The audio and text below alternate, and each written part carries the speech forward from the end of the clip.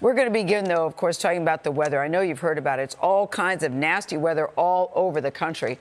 A tornado tore the roof off this warehouse. This is in North Carolina. The winds there got up to 85 miles an hour. Yikes.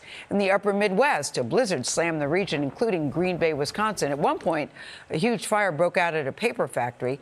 The conditions there made it very, very difficult to put it out. Meantime, airports are also in chaos with delays and cancellations from the weather and the continuing fallout from the partial government shutdown.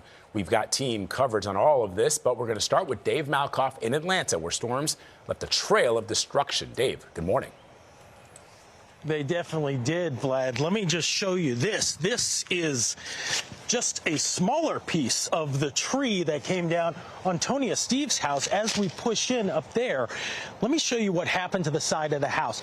That is her mother's bedroom, closet, and bathroom. She was in there at the time.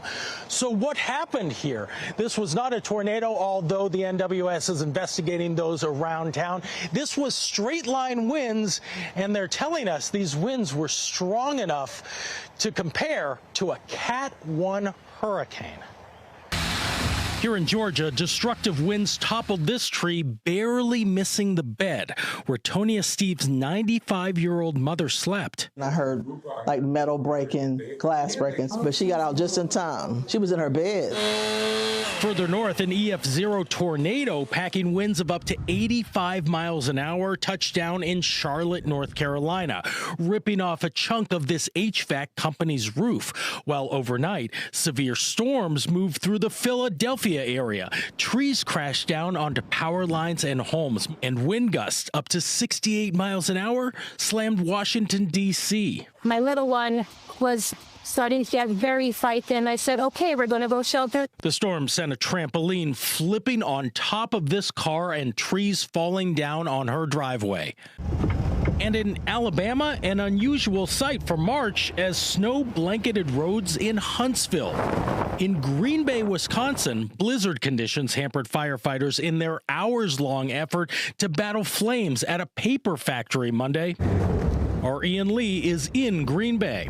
Green Bay continues to dig out and pull cars out after experiencing an historic snowstorm. The last time they saw this much snow in a single day was 1889. A record 26 inches of snow fell there through Monday, while other parts of the upper Midwest are still digging out. And remember, this is St. Patrick's Day here in Atlanta, and you can see your breath here. It is 30 degrees, a little colder up where Rob Marciano is. We're going to him in Chicago. Rob, it shouldn't be this cold down here or in places like Huntsville.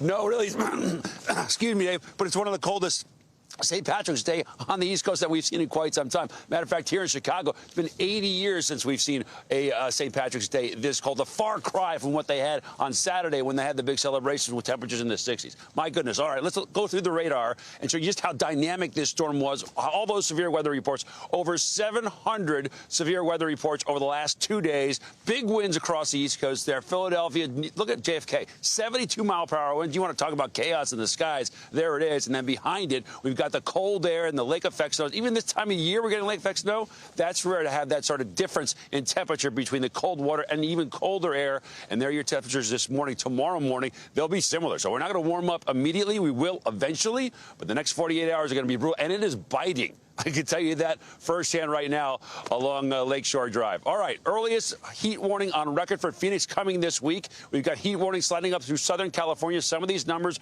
are jarring. On the other side of the coin, obviously, huge ridge is what's driving the heat there, and it's driving the cold down off toward the east as well. 97 expected in Los Angeles today for a high temperature. 197, my goodness, 96 again tomorrow, and then potentially the earliest 90-degree day in Sacramento on record. So talk about a yin and yang. Those temperatures would feel pretty good right now. Something about the cold in the middle of March, it just hits differently, mate.